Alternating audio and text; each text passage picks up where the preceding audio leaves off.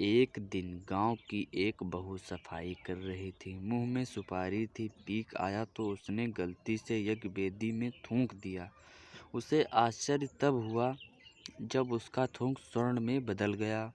अब तो वह प्रतिदिन जानबूझकर वेदी में थूकने लगी और उसके पास धीरे धीरे स्वर्ण बढ़ने लगा।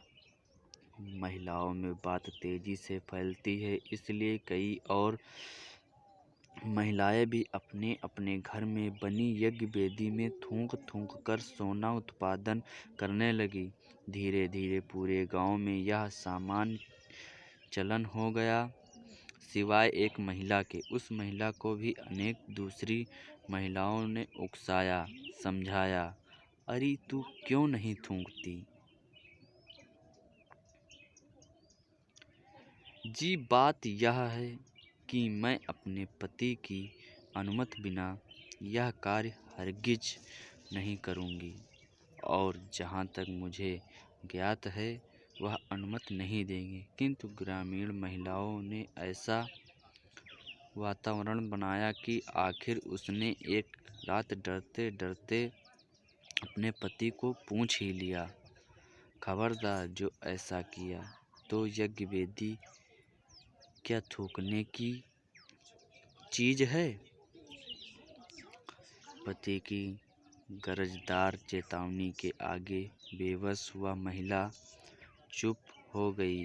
पर जैसा वातावरण था और जो चर्चाएं होती थी, उनसे वह सद्भावी स्त्री बहुत व्यतीत रहने लगी। खासकर उसने सूने गले को लक्ष्य कर अन्य स्त्रियां अपने नए नए कंठहार दिखाती तो वह अंतर्धुंध में घुलने लगी। पति की व्यस्तता और स्त्रियों के उलाहने उससे धर्म संकट में डाल देते।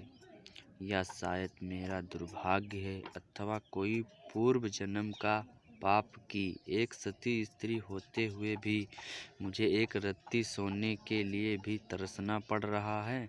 शायद यह मेरे पति का कोई गलत निर्णय है। ओह, इस धर्माचरण ने मुझे दिया ही क्या है?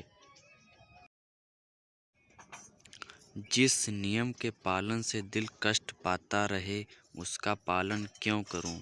और हुआ यह कि वह बीमार रहने लगी। पतिदेव इस रोग को ताड़ गए और उन्होंने एक दिन ब्रह्म मुहूर्त में ही सपरिवार ग्राम त्यागने का निश्चय किया।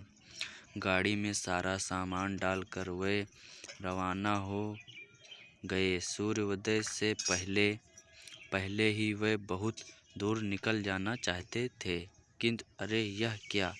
ज्यों ही वे गांव की ककाड़ सीमा से बाहर निकले, पीछे भयानक विस्फोट हुआ।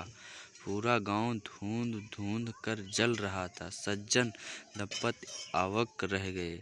अब उस स्त्री को अपने पति का महत्व समझ आ गया। वास्तव में इतने दिन गांव बचा रहा तो केवल इस कारण कि उसका परिवार गांव की परिधि में था।